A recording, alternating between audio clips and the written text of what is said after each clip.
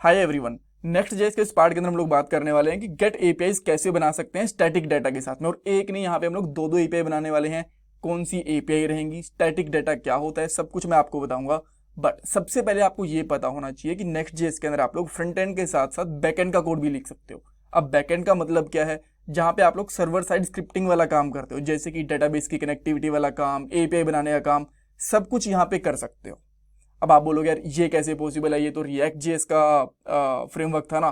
देखो, ये सारी की सारी डिटेल्स मैंने वीडियो नंबर 35 के अंदर बताई हैं। अगर आपने वो वाली वीडियो नहीं देखी तो देख लेना, अदरवाइज मैं अगर दोबारा बताऊंगा तो ये वाली वीडियो रिपीट ही हो जाएगी। ठीक है। अच्छा, अब इस पार्ट के अंदर क्या क्या करने वाले हैं, देखो दो एपीआई बनाएंगे। एक के अंदर यूजर की डिटेल्स आएंगी और दूसरी यूजर की लिस्ट रहेगी, यानी कि यूजर लिस्ट के अंदर बहुत सारे यूजर का डाटा आएगा और एक एपीआई के अंदर एक सिंगल यूजर का डाटा आएगा। ठीक है। और दोनों के लिए हम लोग अलग अलग राउट्स यूज करेंगे। यहाँ पे आपको यही पता चलेगा कि एपीआईज के साथ में डायनेमिक राउट्स हम लोग कैसे यूज कर सकते हैं। ऑलराइट। और सबसे पहले हमें एक स्टैटिक डीबी फाइल बनानी पड़ेगी। अब स्टैटिक डीबी फाइल का मतलब क्या है, देखो जैसे मैंने आपको बताया, यहाँ पे हम लोग एपीआईज भी बना सकते हैं, डेटाबेस वगैरह से कनेक्टिविटी भी कर सकते हैं। इस पार्ट के अंदर, इवन आने वाले चार पांच पार्ट्स के अंदर हम लोग डेटाबेस से कनेक्टिविटी नहीं करने वाले। उसके बाद में 4-5 पार्ट्स के बाद में हम लोग मोंगोडीबी के साथ कनेक्टिविटी करेंगे, फुल फ्लैज एपीआई बनाएंगे। बट अभी के लिए हमारा यहाँ पे स्टैटिक डेटा होगा। एक फाइल के अंदर कुछ कुछ हम लोग यूजर का डेटा ले लेंगे और उसको हम लोग एज अ एपीआई ट्रीट करेंगे। अब इसका बेनिफिट क्या है, आपको पता चलेगा कि एपीआईज कैसे बना सकते हैं, एपीआईज के डायनेमिक राउट्स कैसे बना सकते हैं, सिंगल यूजर की डिटेल कैसे आ सकती है, डाटा को फिल्टर कैसे कर सकते हैं, पैरामीटर कैसे गेट कर सकते हैं, और भी बहुत कुछ। ठीक है। अच्छा, एक स्टैटिक हम लोगों ने डीबी वाली फाइल बना ली, उसके बाद में यूजर लिस्ट वाली एपीआई बनाएंगे। उसके बाद में आपको बताऊंगा डायनेमिक राउट्स कैसे बना सकते हो, और या फिर ये कह सकते हो कि राउट कैसे बना सकते हैं सिंगल यूजर एपीआई के लिए। दोनों चीजें आपको समझ में आ जाएंगी जब मैं बनाने बैठूंगा। उसके बाद में यूआरएल से हम लोग रिक्वेस्ट पैरामीटर कैसे गेट कर सकते हैं, रिजल्ट को हम लोग फिल्टर कैसे कर सकते हैं, और उस एपीआई को टेस्ट कैसे कर सकते हैं पोस्टमैन के साथ। इवन पोस्टमैन के बारे में मैंने लास्ट वाले पार्ट के अंदर बता चुका हूँ, फिर भी थोड़ा सा मैं आपको टेस्ट करके दिखा दूंगा। और कुछ इंटरव्यू क्वेश्चन, ये हमारे 4-5 इंटरव्यू क्वेश्चन हैं जो कि मेजर हैं। इसके अलावा और भी बहुत सारे माइनर क्वेश्चन आपको देखने को मिल जाएंगे। ये हमारी प्लेलिस्ट है, इसका लिंक डिस्क्रिप्शन बॉक्स में है। ये प्लेलिस्ट आपकी नेक्स्ट जेएस की जॉब और नेक्स्ट जेएस के प्रोजेक्ट में हेल्पफुल रहेगी, सो इसको देखना बिल्कुल मत भूलना। अच्छा, अब हम लोग सबसे पहले आते हैं कोड के ऊपर और एक स्टैटिक फाइल बनाते हैं हम लोग डीबी के लिए। आप लोग इस फाइल को कहीं पे भी रख सकते हो, रूट के ऊपर रख लो, ऐप वाले फोल्डर के अंदर, एपीआई फोल्डर के अंदर, जहां मर्जी मन करे वहां रख लो। बट मैं एसआरसी फोल्डर के अंदर रखूंगा, बिकॉज इसके अंदर हमारा सारा का सारा सोर्स कोड होता है। और यहाँ पे हम लोग एक फोल्डर बना सकते हैं लाइब्रेरी के नाम से, यूटिल के नाम से, जो भी आपको बनाना हो। मैं इसका नाम रख लेता हूँ यहाँ पे यूटिल। ठीक है, जिसका नाम होता है यूटिलिटी, फुल फॉर्म में आप कह सकते हो। और इसके अंदर एक फाइल बना देता हूँ db.js। राइट। और यहाँ पे करूंगा मैं एक्सपोर्ट। डिफॉल्ट करने की जरूरत नहीं है, कॉन्स्ट ले लेता हूँ। इसका मैं यहाँ पे नाम रखूंगा यूजर। ऑलराइट। और ये एक एरे रहेगा, और एक एरे के अंदर, अच्छा ये मैंने क्या कर दिया, एक एरे रहेगा और एरे के अंदर हम लोग कुछ यूजर्स ले लेंगे। जैसे कि पहला यूजर मैं लेता हूँ, यहाँ पे नेम रहेगा उसका अनिल। उसके बाद में एज रहेगी उसकी लेट्स से 28, एंड ईमेल कुछ भी आप रख सकते हो, जैसे कि anil@test.com, ऐसा कुछ। एक यूजर बन गया। ऐसे में कुछ और मल्टीपल यूजर्स क्रिएट कर लेता हूं यहाँ पे। इवन हम लोग इसको फिर से पेस्ट कर लेंगे एंड उसके बाद में नेम चेंज कर देता हूँ पीटर, एज कुछ कर देता हूँ लेट्स से 20, इसका ईमेल एड्रेस चेंज कर देते हैं। आफ्टर दैट एक और यूजर ले लेंगे ब्रूस, एज कर देते हैं 19 ब्रूस, एंड एक और ले लेते हैं, इसका नाम रख देते हैं टोनी, एंड इसकी एज कर देता हूं मैं 30। ठीक है, 4 यूजर्स ले लिए। अब इसको हम लोग एज अ एपीआई कैसे यूज कर सकते हैं। ठीक है। अच्छा, एक चीज हो, नेक्स्ट वाले पार्ट के अंदर इस एपीआई को हम लोग कंज्यूम भी करेंगे, इसको क्या कहते हैं, इंटीग्रेट भी करके देखेंगे फ्रंट एंड के साथ में। ऑलराइट। अच्छा, ये वाली हमारी लास्ट वाली एपीआई थी जिसके अंदर हम लोगों ने कुछ कुछ ऐसी सैंपल डाटा हम लोगों ने बना के दिखा दिया था। अगेन मैं यहाँ पे सारा का सारा कोड दोबारा लिखूंगा, ये वाला कोड नहीं दिखाऊंगा आपको, ताकि आपको फ्रेश चीजें समझ में आए। ऊपर से लाइन है, ये भी आप चाहो तो हटा सकते हो, इवन सब कुछ हटा लो यार एक बार के लिए। सबसे पहले हम लोग एक्सपोर्ट करेंगे। ठीक है, एक्सपोर्ट के बाद फंक्शन, और जब भी आप गेट एपीआई बनाओगे तो आपको गेट कैपिटल के अंदर इस तरीके से लिखना है। ठीक है, दैट्स ऑल। उसके बाद में यहाँ पे आप लोग जो डेटा था उसको लेके आ सकते हो डीबी वाले जो डाटा था इसको। तो मैं यहाँ पे क्या करता हूँ, कॉन्स्ट डाटा नाम से एक वेरिएबल बना लेता हूँ और इसके अंदर मैं इंपोर्ट करता हूँ यहाँ पे यूज़र डाटा को। यूज़र हमारा यहाँ से और एक्सपोर्ट हो रहा है, ये अपने आप ऊपर इंपोर्ट हो गया। अगर ये ऊपर ऐसे इंपोर्ट ना हो ऐसे लिखने के ऊपर तो इसको मैनुअली भी लिख सकते हो आप, ठीक है। All right.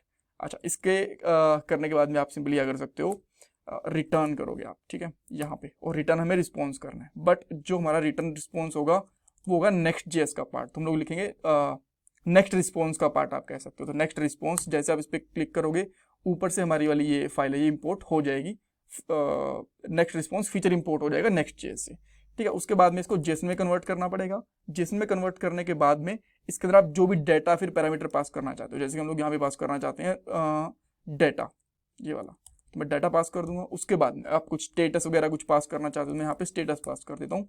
स्टेटस जाएगा मेरा 200। अब देखते हैं क्या हम लोग इसको एक्सेस कर पा रहे हैं। यहाँ पे जैसे मैंने इसको एंटर करा आप देख सकते हो हमारे पास मल्टीपल डाटा यहाँ पे आ चुका है।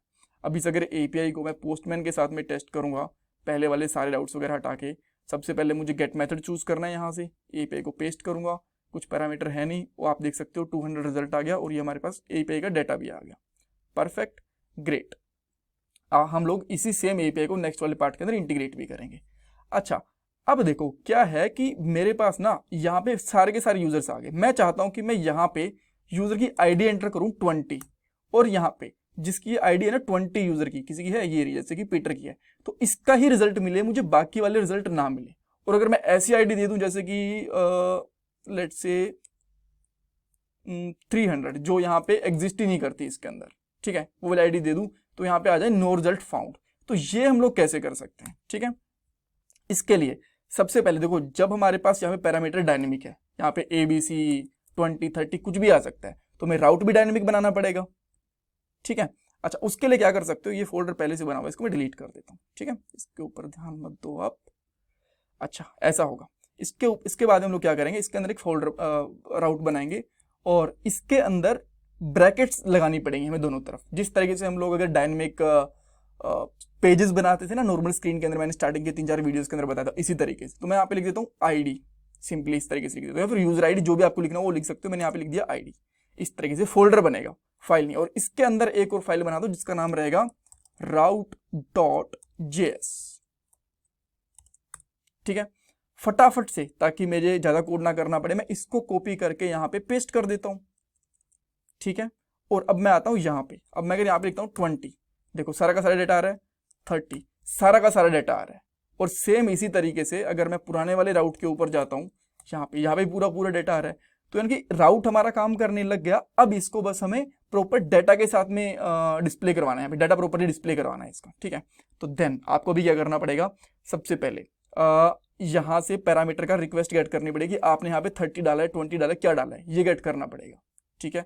वो कैसे गेट करोगे आप लोग, यहाँ पे 2 पैरामीटर होते हैं, रिक्वेस्ट, आप इसका नाम REQ लिखोगे तो भी चलेगा, मैं पूरा नाम लिख रहा हूँ, ठीक है, रिक्वेस्ट। एंड सेकंड रहेगा इसके अंदर कुछ भी लिख सकते हो, ABC लिख दो तो भी चलेगा। मैं इसमें रख देता हूँ कंटेंट, या फिर ठीक है कंटेंट लिख देते हैं, ठीक है। और अब अगर आप यहाँ पे आओगे और मैं अभी एक बार के लिए यहाँ पे कंटेंट को प्रिंट करवा के देखता हूँ कि क्या आता है मेरे पास। मैंने इसको रिलोड करवाया यहाँ पे, और अब मैं यहाँ पे आऊँ तो देखो पैरम्स के अंदर ID 30 आ गई। और अगर मैं यहाँ पे हिट करता हूँ लेट्स से 20, और अब मैं यहाँ पे चेक करता हूँ, देखो अब आ गई मेरे पास 20। दैट मीन्स ये डाटा तो मेरे पास यहाँ पे आ गया इसके अंदर, बस मुझे गेट करना है। तो मैं यहाँ पे सिंपली लिखूंगा .params.id, सेव करूंगा, फिर से इसको एक्सेस करने की कोशिश कर रहा हूँ। एंड अब देखो यहाँ पे क्या आ गया 20। अब मैं यहाँ पे लिखता हूँ 30 आ गया। 100 लिखता हूँ, यहाँ पे 100 आ गया, यानी कि जो मैं यहाँ पे आईडी पास कर रहा हूँ वो हमें आईडी भी मिल गई है। इसको आप एक अलग तरीके से भी निकाल सकते हो, बट मैं अभी के लिए इसी तरीके से यूज कर रहा हूँ, बिकॉज बिगनर को ये वाला तरीका सूट करता है, content.param.id। अदरवाइज आप डायरेक्टली यहाँ पे पैरम्स यूज करते हैं ना कंटेंट के अंदर, तो वो भी काम कर जाता, बट मैं उस तरीके से भी नहीं कर रहा, मैं सिंपल रख रहा हूँ इसको। अच्छा, अब हमारे पास जो ये आईडी आने वाली है ना, इससे हमें डाटा को फिल्टर करना पड़ेगा। अगर मैं यहाँ पे इस डाटा को प्रिंट करवाता हूँ, इस डाटा को यहाँ पे आके सिंपली मैं लिखता हूँ डाटा को माइए, तो आपको दोनों चीज़ें दिख जाएंगी अभी के लिए। इसको मैं जस्ट एक बार हिट करता हूँ। हिट करने के बाद देखो यहाँ पे सारे के सारे यूज़र का डेटा भी मुझे दिख गया, चारों के चारों यूज़र का। तो मैं ये चेक करूँगा कि जिसकी भी आईडी यहाँ से मैच हो रही है, जैसे कि मैंने 20 मैंने हिट करा, तो जिसकी भी आईडी यहाँ पे इन चारों से मैच हो रही है ना, उसकी आईडी दिख जाए। बट हमने यहाँ पे एज डाल दी, आईडी तो हमने डाली नहीं है, तो मैं इसमें आईडी भी डाल देता हूँ। ये शायद मैंने मिस कर दी, sorry for that. ID let's say डाल देता हूँ 20, आईडी 21, आईडी 22, आईडी 23। ठीक है। अच्छा, तो अब हम लोग जैसे इसको हिट करेंगे, एक हमने 20 का डाला, तो अब देखो यहाँ पे आईडी भी मिल रही है हमें। और ये आईडी किससे मैच हो रही है? फर्स्ट वाले से। तो फर्स्ट वाला कंटेंट हमें अनिल वाला दिखना चाहिए। अगर मैं यहाँ पे 22 डालता, 23 डालता, तो उसके हिसाब से डेटा आना चाहिए था। अब इसको हम लोग इसको फिल्टर करेंगे। यहाँ पे आते हैं वापस, और फिल्टर करना बहुत सिंपल है। सिंपली यहाँ पे लिखो कॉन्स्ट यूजर डेटा, जो भी आपको वेरिएबल लेना वो आप सिंपली ले सकते हो, कोई दिक्कत नहीं। यहाँ पे लिखूंगा डेटा, हमारे पास डेटा वाला पैरामीटर है ना, ये वाला। या फिर डायरेक्टली इसके ऊपर फिल्टर लगाना चाहो तो इसके ऊपर भी लगा सकते हो, मैं डेटा के ऊपर लगा रहा हूँ, जैसा आपको ठीक लगे वैसा आप कर सकते हो, कोई दिक्कत नहीं है। ठीक है, तो मैं यहाँ पे लिखूंगा डेटा डॉट फिल्टर। फिल्टर एक जावास्क्रिप्ट का मेथड होता है जिसके ऊपर हम लोग कंडीशन लगाएंगे, उसके हिसाब से मैं डेटा को प्रिंट करके दे देता है। तो मैं यहाँ पे लिखूंगा आइटम एरो फंक्शन, तो मैं रिटर्न करने की जरूरत नहीं पड़ेगी, डायरेक्टली अपने आप ही रिटर्न कर दे। यहाँ पे कर दूंगा आइटम डॉट आईडी, अगर ये मैच हो रही है content dot params dot ID के साथ में, तो ही रिटर्न करे, अदरवाइज इसको रिटर्न ना करे। अब मैं इसको हटा देता हूँ, और इवन मैं इसको भी हटा देता हूँ, इसकी मुझे जरूरत नहीं है। और यहाँ पे डायरेक्टली जो हमारा यूजर इंपोर्ट हो रहा है ना, डायरेक्टली यहाँ पे यूजर को भी पेस्ट कर देता हूँ। ठीक है, अब मैं यहाँ पे कंसोल डॉट लॉग भी लगाने की जरूरत नहीं है, डायरेक्टली जो मेरे पास यहाँ पे यूजर डेटा आ रहा है ना, इसको मैं यहाँ पे पेस्ट कर देता हूँ इस तरीके से। अब हम लोग यहाँ पे आते हैं एंड इसको रिफ्रेश करते हैं, तो एक डाटा आ गया हमारे पास जिसकी आईडी है 20। यहाँ पे 21 डालता हूँ तो हमारे, अच्छा 21 डाला तो यहाँ पे देखो पीटर का डिटेल आ गई। ठीक है, पीटर की आईडी। अगर मैं 22 डालूंगा तो यहाँ पे ब्रूस की आ गई। 23 की डालूंगा यहाँ पे तो जो नेक्स्ट यूजर होगा टोनी, उसकी आ गई। अगर 24 डालूंगा तो यहाँ पे कुछ भी नहीं आएगा, बिकॉज यहाँ पे डाटा है ही नहीं। जब डाटा है नहीं तो यहाँ पे दिखाना चाहिए ना नो रिजल्ट फाउंड, तो वो भी तो नहीं आ रहा हमारे पास। तो उसके लिए हमें क्या करना पड़ेगा, सिंपली लिखो आप यूजर डेटा डॉट लेंथ, अगर इसकी लेंथ इक्वल 0 है, ठीक है, क्वेश्चन मार्क लगा के यहाँ पे सिंपली लिख दो रिजल्ट नहीं कर दो नो डेटा फाउंड। ठीक है, इस तरीके से कर सकते हो। अदरवाइज अगर हमारे पास प्रॉपरली डेटा है, सब कुछ है, तो आप क्या कर सकते हो, और इसमें अगर आप चाहो ना तो ये भी दे सकते हो स्टेटस 200 आ गया ना, सक्सेस कर सकते हो, सक्सेस ट्रू, यानी कि जो हमारा रिजल्ट है वो ट्रू आ गया। बट यहाँ पे तो फेल हो गया ना, क्योंकि रिजल्ट मिला ही नहीं, तो इसमें रिजल्ट कर देते हैं फॉल्स। और अगर हमारे पास ऐसा नहीं आता, यानी कि इसके अंदर कुछ ना कुछ डेटा है, तो सिंपली आप क्या कर सकते हो, यहाँ पे इवन ऐसे कर लो, इसको तो और बेटर रहेगा। इसको ऐसे कर लेते हैं एक एक आईडी के अंदर। ठीक है,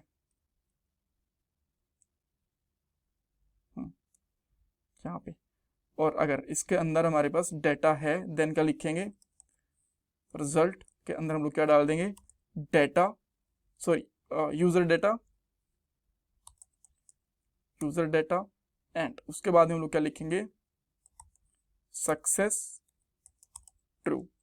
अब इसको हम लोग यहाँ पे आगे चेक करते हैं सब कुछ ठीक है क्या। नहीं, यहाँ पे कुछ फट रहा है, पहले ही एरर आ गया यहाँ पे। ओके, लेट मी चेक कि यहाँ पे क्या एरर हो सकता है।